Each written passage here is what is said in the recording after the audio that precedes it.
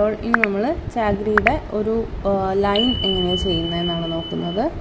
ഒരു ചെയിൻ എടുക്കുക, അതിൻ്റെ തൊട്ടടുത്തായിട്ട് ഒരു ചാഗ്രി കൊണ്ടുപോയി വെച്ചിട്ട് അതിൻ്റെ ഉള്ളിലൊരു ചെയിൻ എടുക്കുക, വീണ്ടും ഒരു ചെയിൻ അതിൻ്റെ ഉള്ളിൽ തന്നെ അപ്പുറത്തെ ബോർഡറിനോട് ചേർത്ത് എടുക്കുക. ദെൻ നമ്മൾ പുറത്തൊരു ചെയിൻ എടുത്ത് കൊടുക്കുക. ദെൻ നമുക്ക് അതിനോട് ചേർത്ത് അടുത്ത ചാഗ്രിയെ വെച്ച് കൊടുക്കാം. ഇതേത് ഷേപ്പിലാണോ നമ്മൾ ചെയ്യുന്നത് ആ ഷേപ്പിലോട്ട് നമുക്ക് കൊണ്ടുപോകാം. ആ ലൈനിലൂടെ നമ്മൾ വരച്ചേക്കുന്ന ലൈനിലൂടെ വേണം നമ്മൾ സ്റ്റിച്ച് ചെയ്യാനായിട്ട്. ഇതൊരു ചെറിയ യു പോലെ ഞാൻ ചെയ്യാം.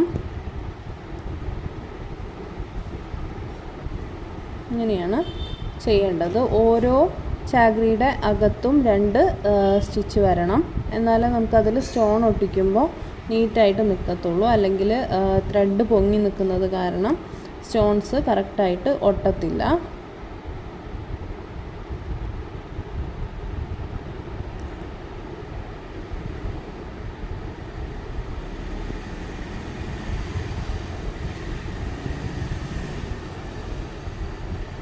ഇങ്ങനെ തന്നെ ചെയ്തു പോവാം.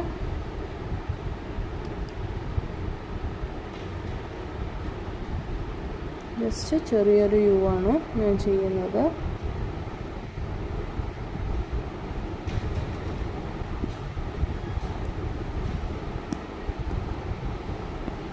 നെക്കിൻ്റെ ബോർഡറിൽ, സ്ലീവിൻ്റെ ബോർഡറിൽ അല്ലെങ്കിൽ ഏതെങ്കിലും മോട്ടിഫുകളിൽ ഒക്കെ ചെയ്യാൻ പറ്റുന്ന ഒരു വർക്കാണ് ചാഗ്രി വർക്ക്.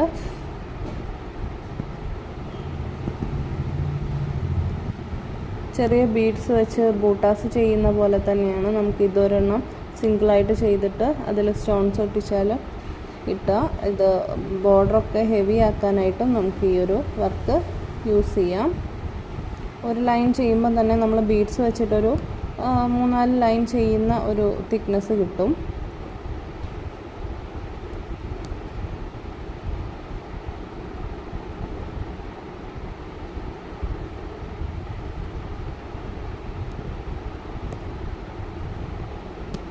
ഇതിനകത്തോട്ട് നമുക്ക് ഡയമണ്ട് സ്റ്റോൺസോ അല്ലെങ്കിൽ ഗം സ്റ്റോൺസോ ഏതാ വേണ്ടതെന്ന് വെച്ചാൽ നമ്മുടെ ഇഷ്ടം പോലെ ഒട്ടിച്ചു കൊടുക്കാവുന്നതാണ് കേട്ടോ.